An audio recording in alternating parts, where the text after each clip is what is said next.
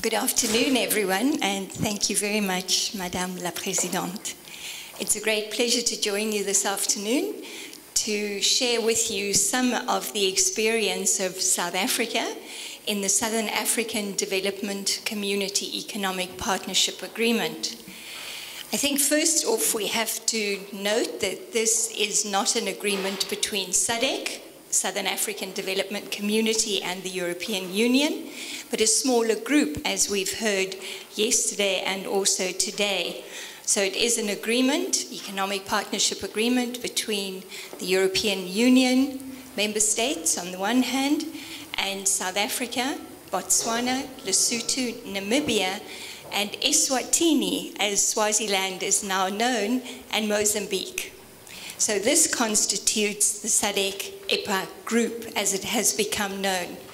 In my presentation, I would like to share with you some thoughts on the global trade governance context within which we are looking at the economic partnership agreements, but also to think about very important developments and some challenges to international trade policy as we have come to expect it to be conducted since the late 1980s, early 1990s, when the World Trade Organization was established.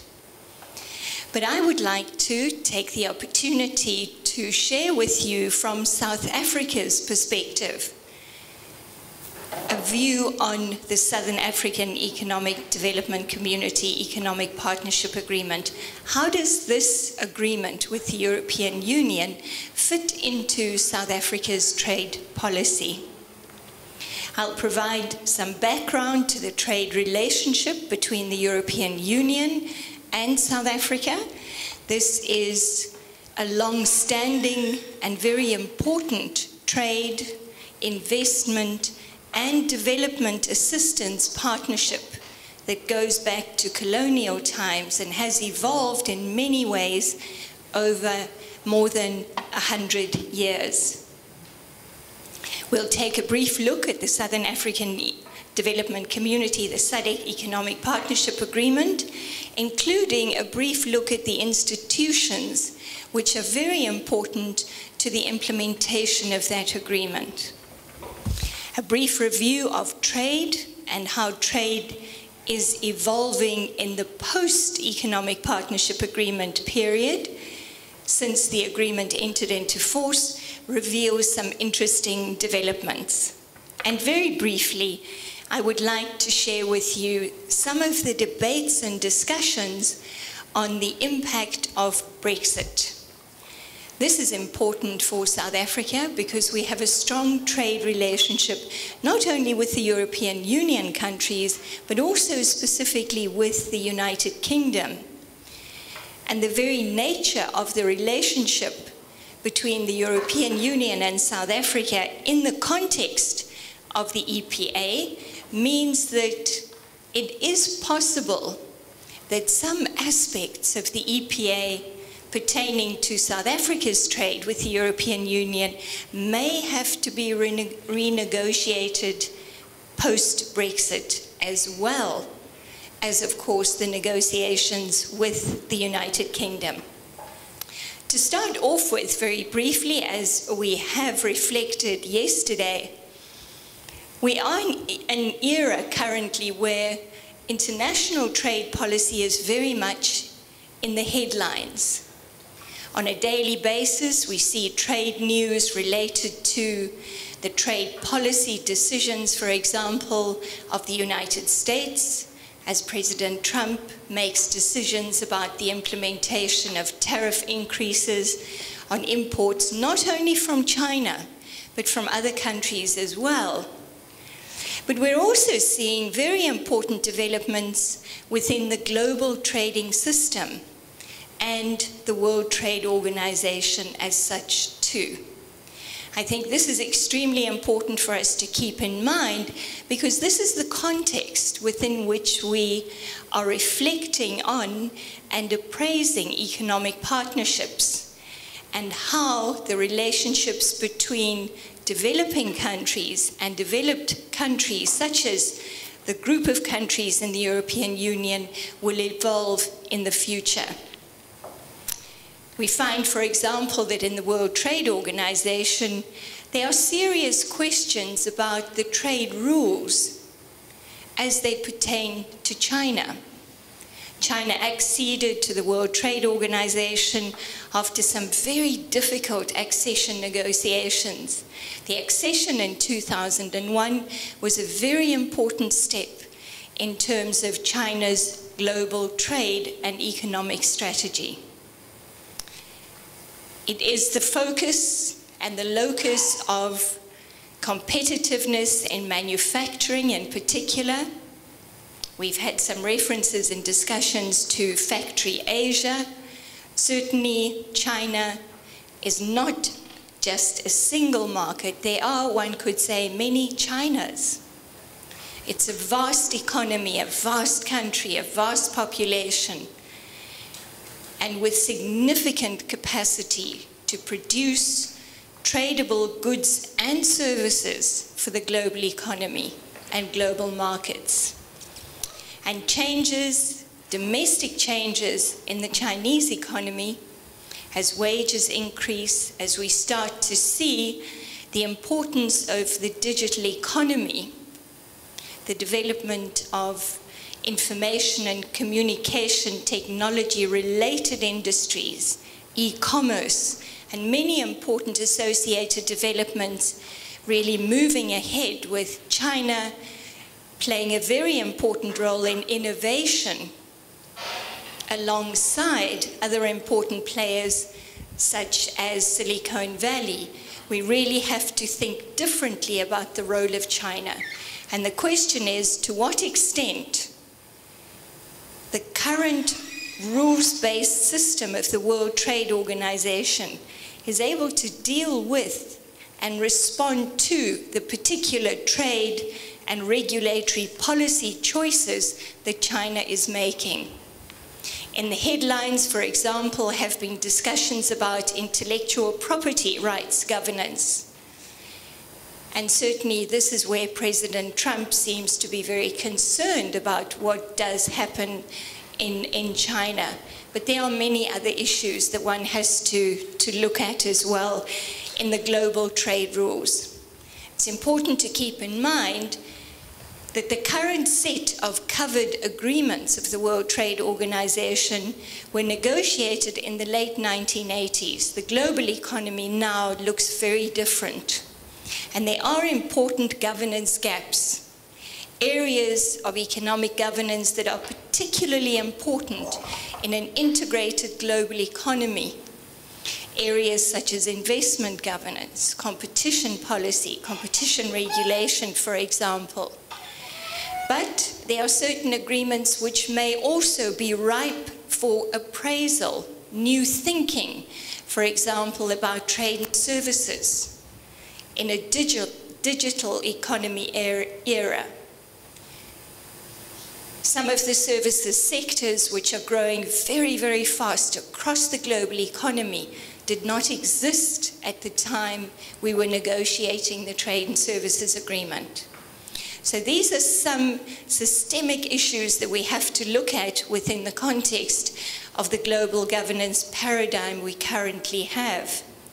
Practical issues, which may also be important in what is sometimes referred to in the media as a crisis in the World Trade Organization, relates, for example, to dispute resolution, the appointment of judges to the appellate body.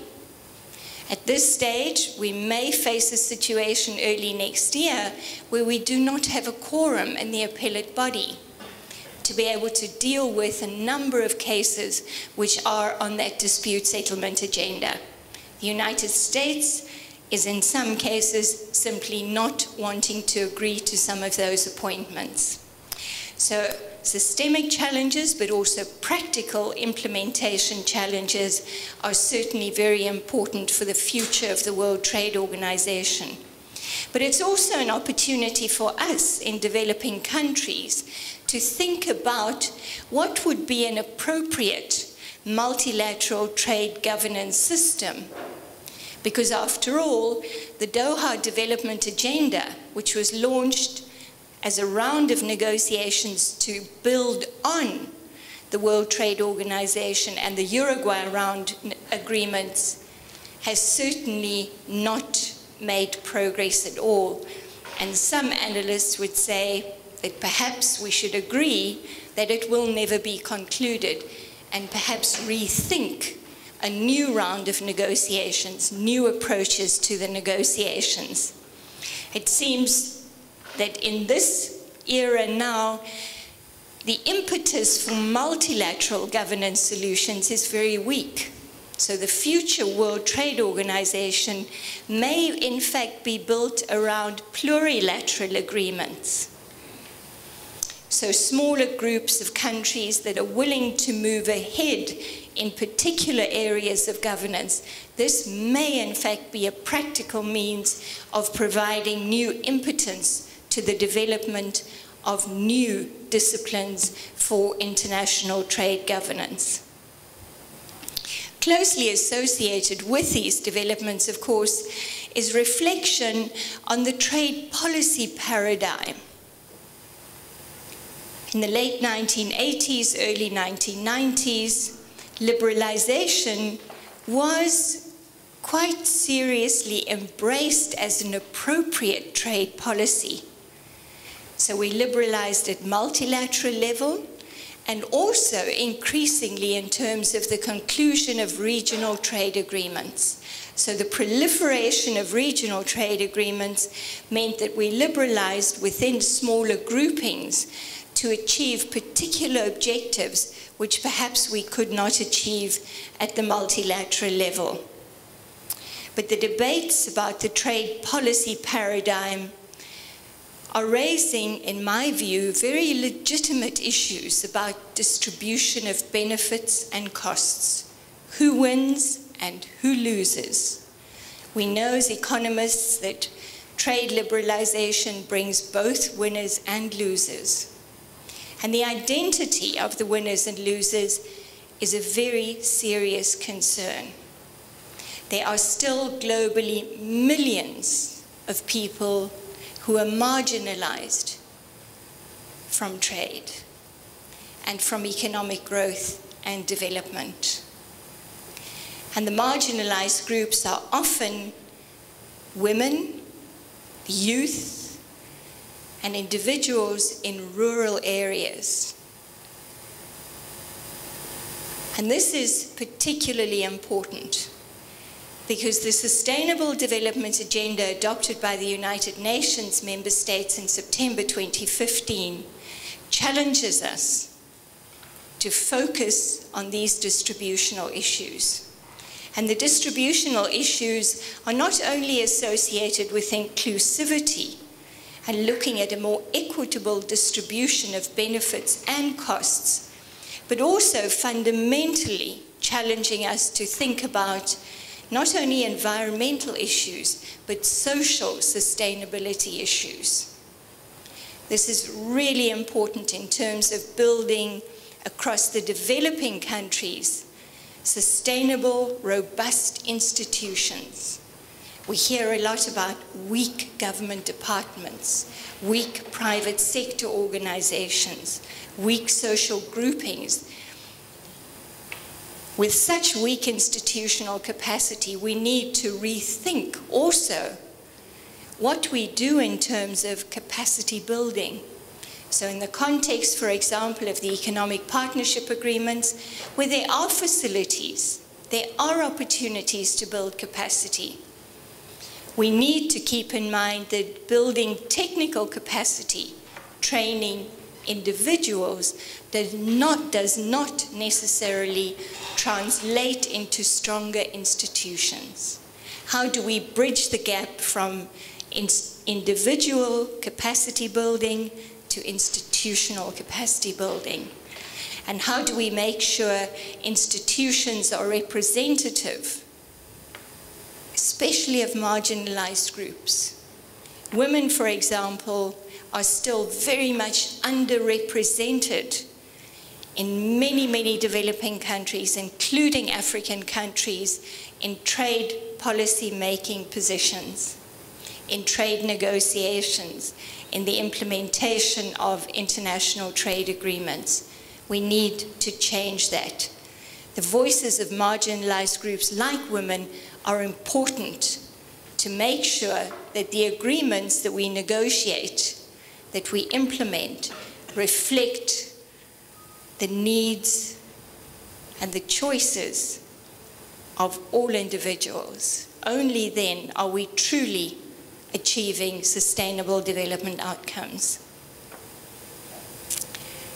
What we do see in terms of the United States trade policy is very much a focus away from multilateralism towards bilateral trade deals. And this is something we need to watch very, very carefully.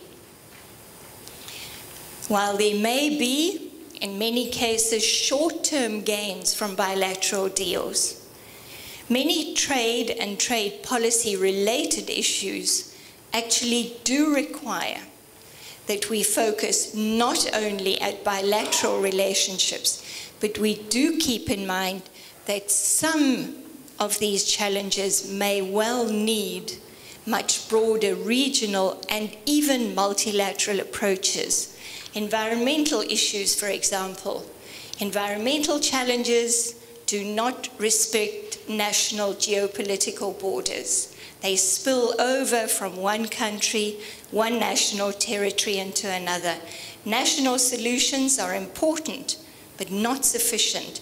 Bilateral solutions may be important, but may also not be sufficient to address the issues that we are facing in our part of the world. In Southern Africa, for example, this is a drought-prone region. Management of water resources and associated energy resources, for example, require regional approaches. But in many cases, we also need to think that global governance in areas such as financial services regulation may well be absolutely necessary to make sure we don't leave any governance gaps.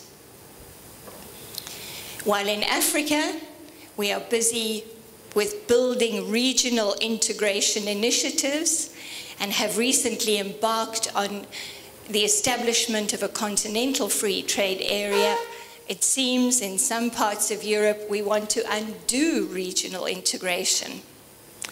The Brexit decision of 2016 is an important reminder that the distribution of costs and benefits, the expectations that some partners to regional integration arrangements had when they sign up for the project may not always be realized. How do we manage situations like this?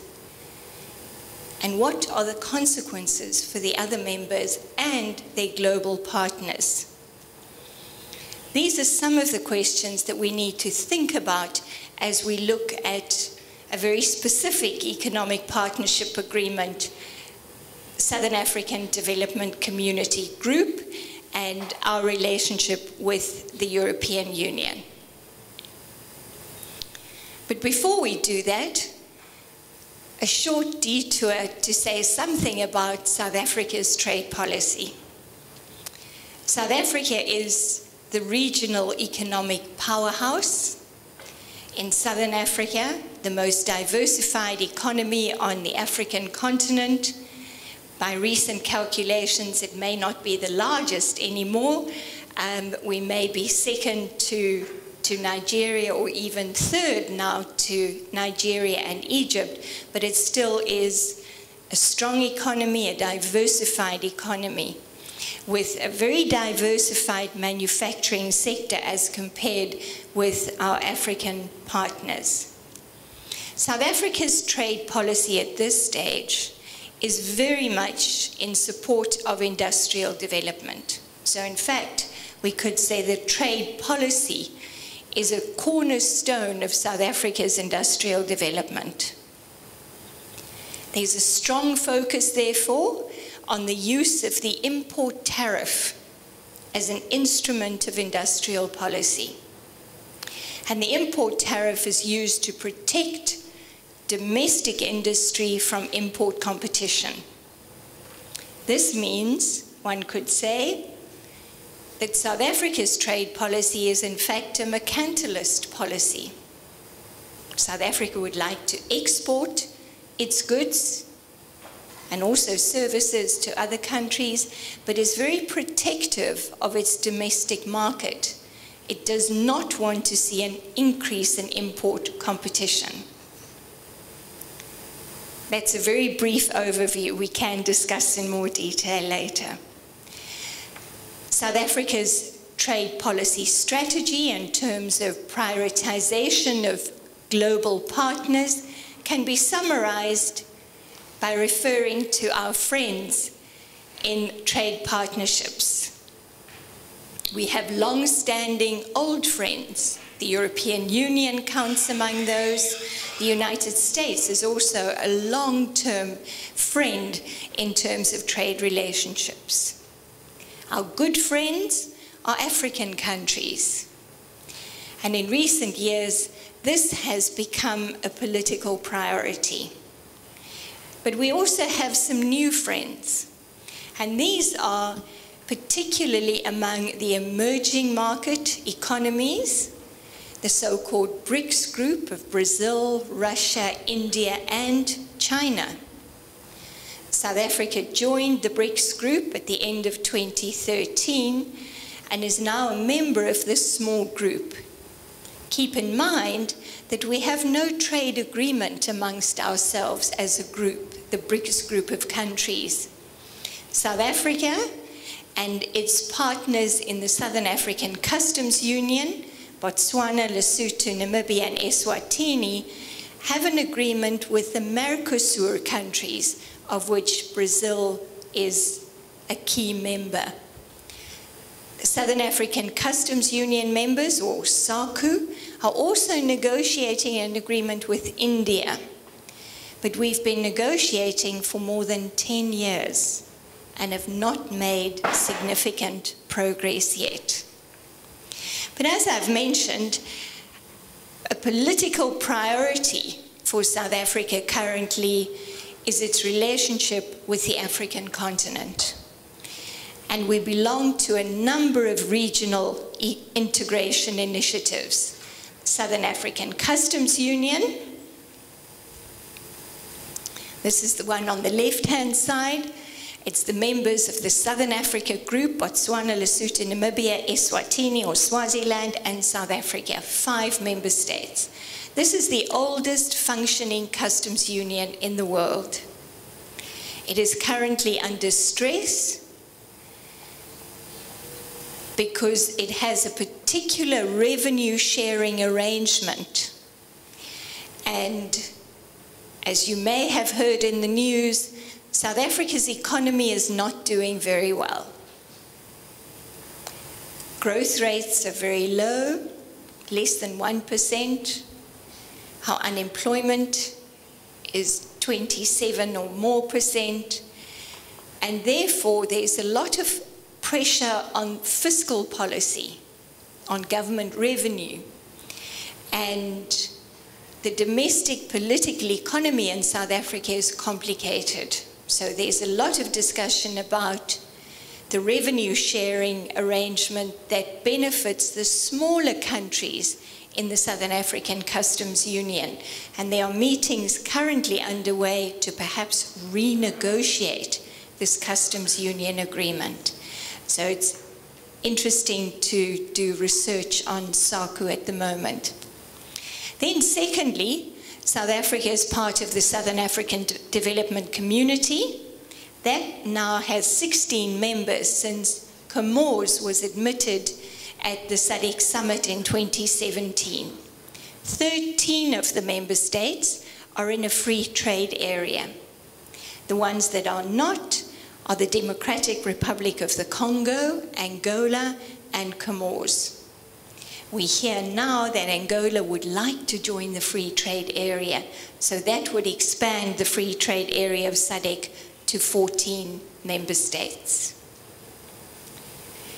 Then South Africa is currently participating in the negotiations to establish a tripartite free trade area.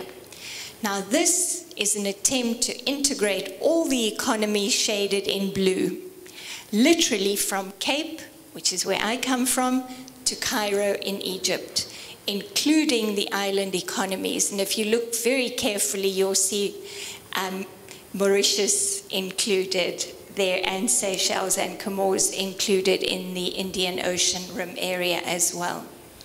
These negotiations were launched in June 2015, but are still ongoing.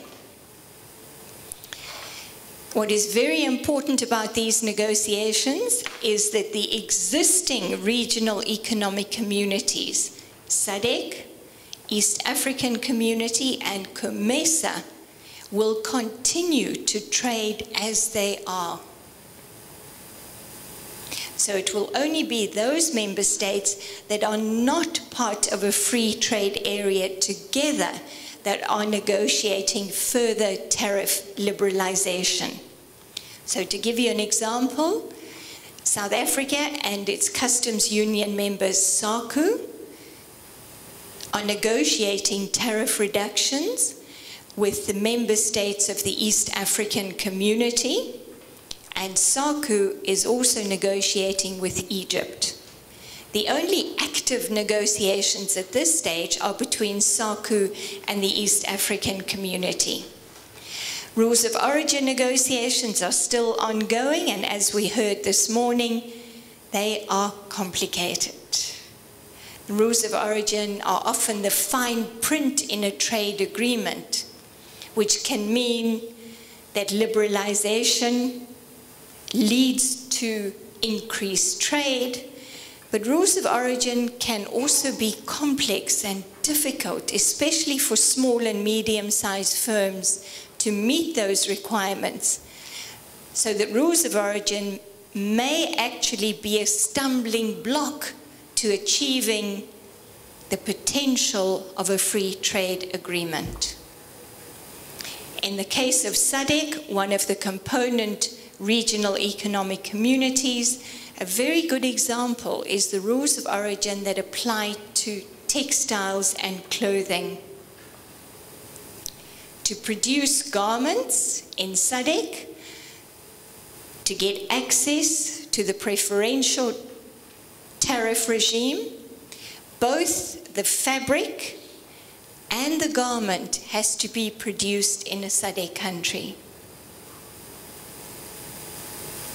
That's not possible in many cases because the textile industry in the Southern African region is extremely weak, and we have no production of synthetic fabrics. So we see very little trade in textiles and garments among the countries in the Southern African region, and that is because of the rules of origin. The tripartite free trade area is also an ambitious initiative which includes focus on industrial development, infrastructure development, and trade facilitation. Our industrial development is an objective of most African countries currently. And what they would like to do is to expand their capacity to produce tradable goods and services. And this perhaps is one of the biggest challenges, because as we've seen from research conducted by a number of researchers, is that even if we do have market access, if we do not have the capacity to produce tradables, then we will not see the benefits of the free trade agreements. So industrial development, an extremely important objective. Infrastructure and trade facilitation, these are really important issues. The lack of road, rail, and other infrastructure, communications infrastructure across the continent means that services such as transport, communication are expensive. That reduces our competitiveness. Trade facilitation the time that goods spend on the roads and at border posts again reduces the competitiveness of our production. So trade facilitation is, I would suggest, a very important priority for Africa. So this is still negotiations in progress, but at the same time, African member states have embarked on the most ambitious integration initiative, and that is to establish a continental free trade area. 55 member states across the continent, from North Africa right down to Southern Africa, are negotiating a free trade agreement. The aim is to boost intra-Africa trade. There's also a focus on industrial development. But as in the case of the tripartite free trade area, the regional economic communities will continue to exist. So therefore, the countries that will negotiate liberalization to reduce tariffs amongst themselves will be quite limited. I think we have to keep that in mind. Phase 1 of the negotiations, which began early in 2017, is still underway. Some annexes on customs and border management, trade facilitation, non-tariff barriers have been concluded. But the two difficult areas of the negotiations on trade and goods, tariffs and rules of origin, are still in early phases of negotiations. Phase 1 also includes negotiating on trade and services, but again, these negotiations are still underway. We have to negotiate commitments on specific sector commitments. Priority sectors have been identified: transport, communication, tourism, professional services are important areas that we will focus on. Phase 2 of the negotiations will start next year in August, and they will include intellectual property, investment, and competition policy. So as you can see from the agenda, it's a very ambitious program. It's a very comprehensive agreement. We could say this is an African Economic Partnership Agreement. At the bottom of the slide, just a reminder that intra-trade, trade amongst the African countries, remains very low by international standards. For 2016, which is the latest data we have for all of the member states, intra-trade is 17.6% of Africa's total trade. So we trade still very much with the rest of the world. But 50% of that intra-trade takes place within SACU. 70% takes place within SADC. So in fact, we could conclude from that much of the intra-trade in Africa is actually driven by South Africa. Very important point to keep in mind. Now let's take a look at the Economic Partnership Agreement. The SADC EPA is extremely important for South Africa. The European Union as a bloc of 28 member states still before Brexit remains South Africa's largest trading partner. We trade about 31% of our overall trade with the European Union. After South Africa became a democracy in 1994, South Africa was admitted to the non-trade chapter of the Lomé Convention, Lomé 4 at the time. And it was agreed that South Africa would negotiate a bilateral agreement with the European Union. This was the Trade and Development Cooperation Agreement. It entered into force on the 1st of January 2000, and by 2012 was fully implemented. But meanwhile, of course, the Cotonou Agreement was signed in 2000, and the waiver at the World Trade Organization for the Lomé Conventions and the Cotonou Agreement was to expire in December 2007. So the Economic Partnership Agreement negotiations got underway. In the case of the SADC group, those negotiations started in 2004. South Africa was not included initially because we had a bilateral agreement with the European Union. But South Africa requested to join that process, and we were admitted as a full negotiating partner in 2007.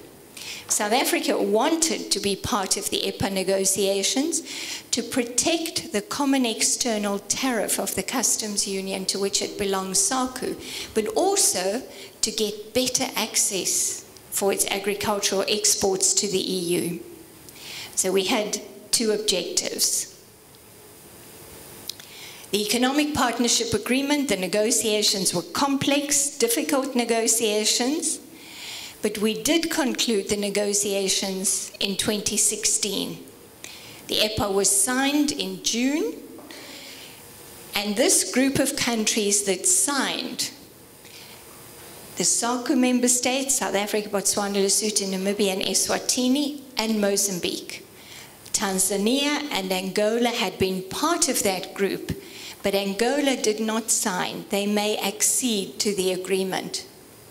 Tanzania left to join the East African Community grouping, and that makes sense because it's part of a customs union in the East African Community.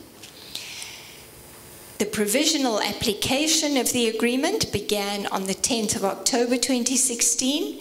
Mozambique ratified in 2018. We had ratified, the other member states had ratified before October 2016.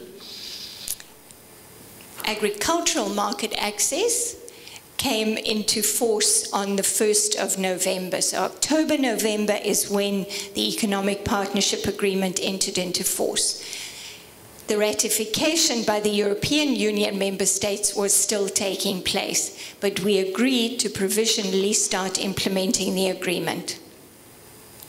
The Economic Partnership Agreement replaced the trade chapter of the Trade and Development Cooperation Agreement between South Africa and the EU. Keep in mind, ladies and gentlemen, that the SADC EPA is a trade in goods agreement only. South Africa was not interested to negotiate trade in services or other trade-related issues. Some of the smaller countries like Botswana, Lesotho, and Swaziland were interested to continue to a second phase, but not much progress has been made in that regard. Briefly, the tariff-related provisions.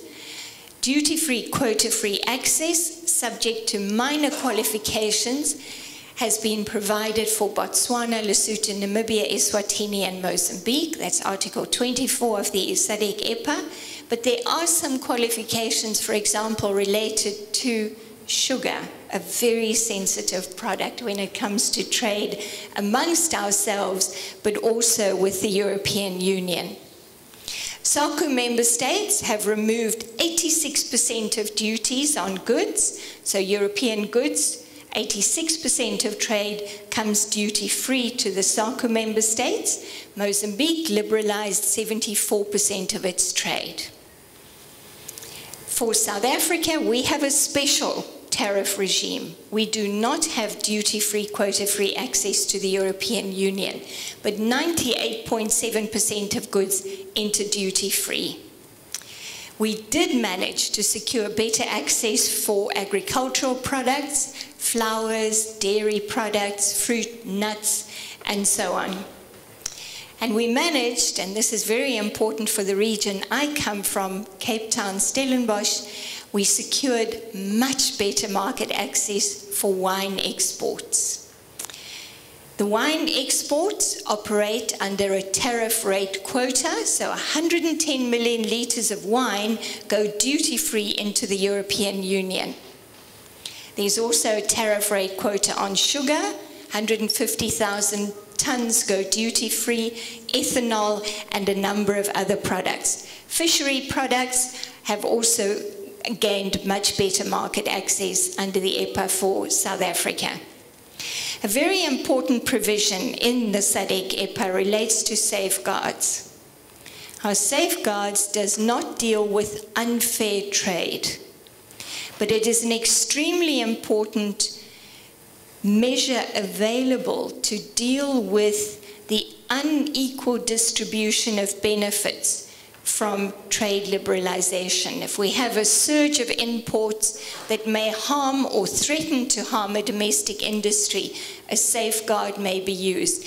And there are 5 different safeguards that are available in the SADC EPA. General bilateral safeguards, specific agricultural safeguards, for Botswana, Lesotho, Namibia, and Eswatini, infant industry, and Mozambique, infant industry protection safeguards, food security safeguards.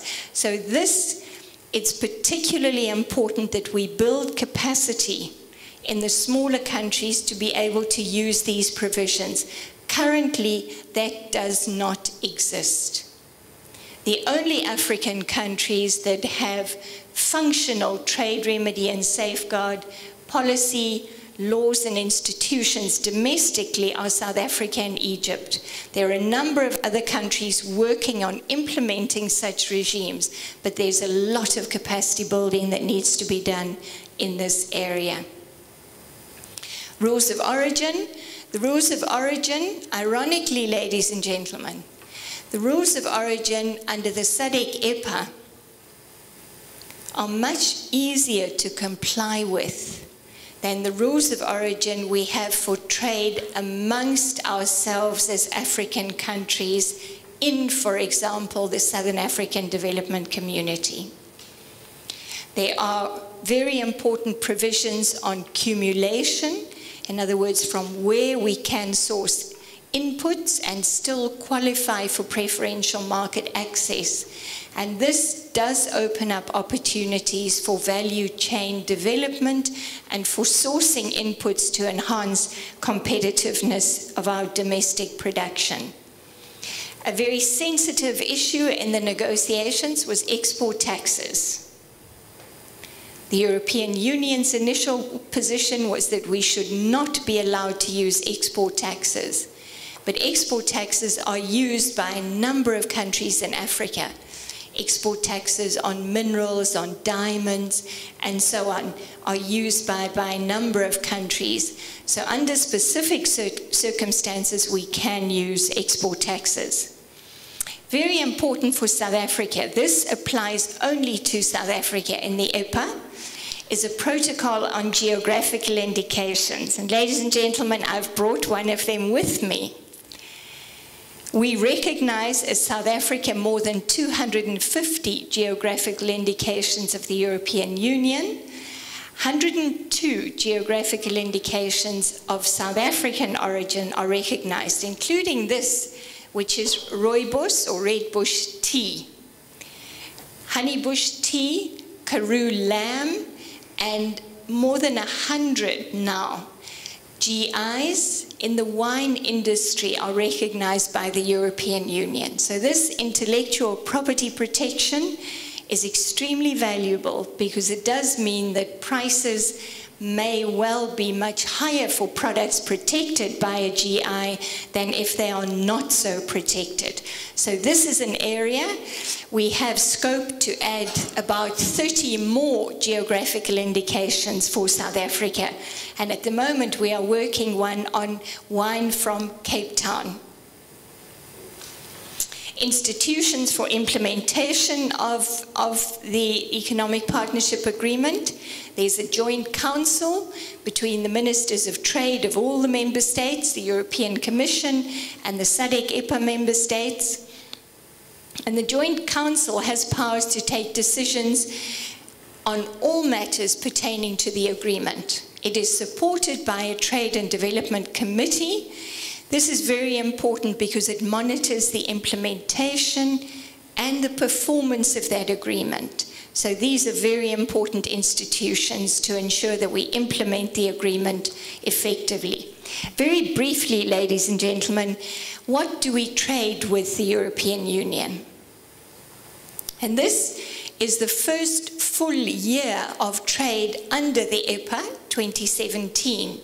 And what you will see on the left-hand side, I'll read it in case you can't read from the back. Transport equipment is our largest export. Precious stones and metals, mineral products, base metals, machinery, vegetable products, chemical products, food and beverages. Our most important export destinations: Germany, United Kingdom, Netherlands, Belgium, Spain, Italy, France, Czech Republic, Sweden.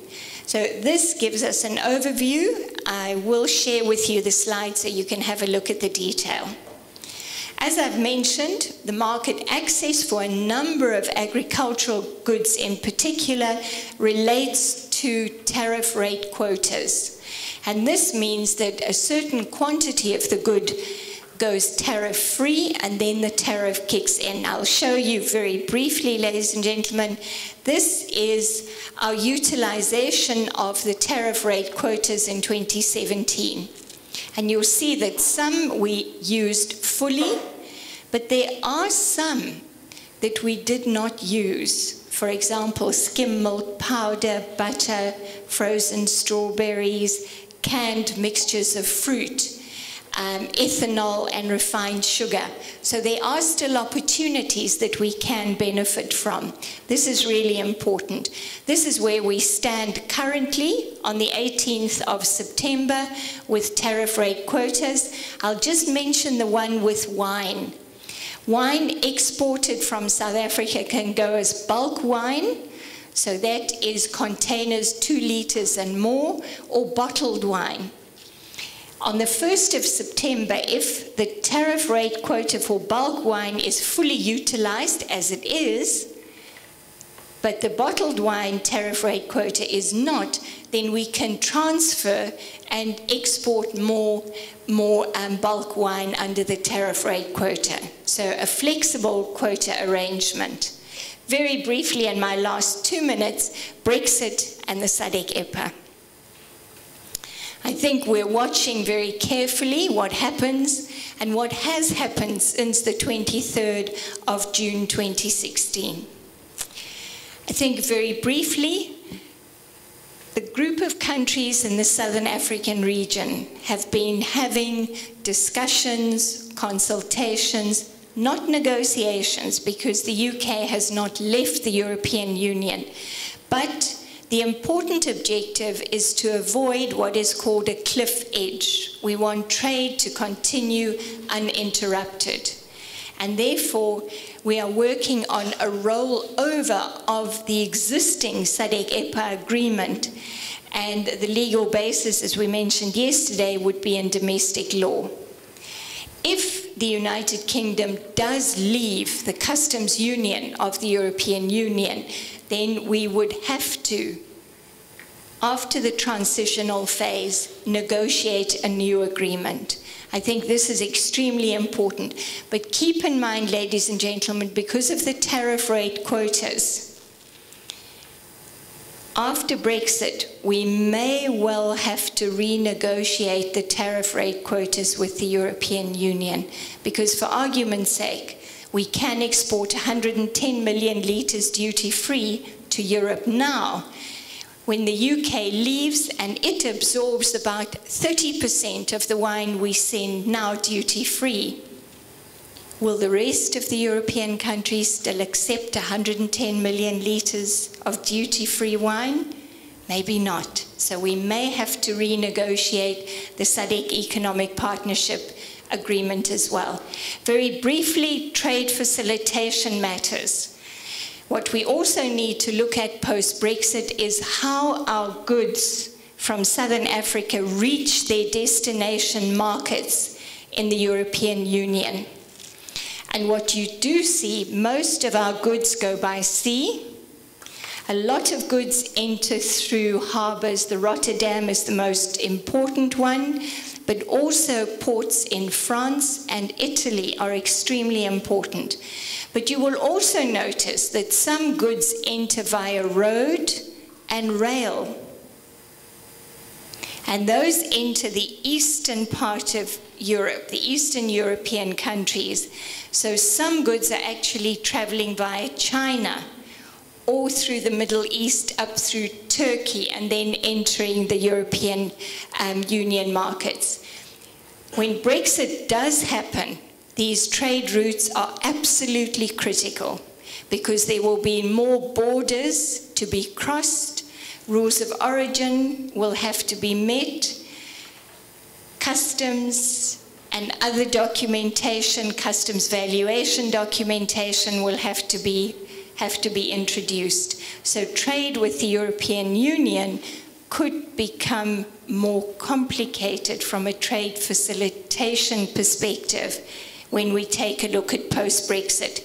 This is just very briefly some of the goods that go. Look at oranges and lemons. Lemons from South Africa enter the EU market via road. Extremely interesting to see the trade routes. This is data available on the European Commission website. Very interesting research project for students. Very briefly, just South Africa's trade with the United Kingdom. Roughly 32% of our overall trade with the European Union goes to the United Kingdom. So Brexit matters for South Africa. Wine is a very important export product from my region. 33% of the total wine we export from South Africa goes to the UK. To conclude, ladies and gentlemen, introducing new borders into the European Union increases delays, erodes competitiveness. This is the border between Norway and Sweden, a very efficient border, but still the truck drivers get out of their trucks with documents in their hand. So Brexit, I think, has very important implications for us. To conclude, our relationship with South Africa with the European Union is an extremely important one. We value it in terms of trade, investment, and development assistance. But at this stage, a very important priority for South Africa is the African market. In Africa, we are competitive in manufacturing exports. In Europe, we are not. So the African market, very important for the exports from our manufacturing sector. So it really is, we need both Africa and we need the European Union. Thank you very much.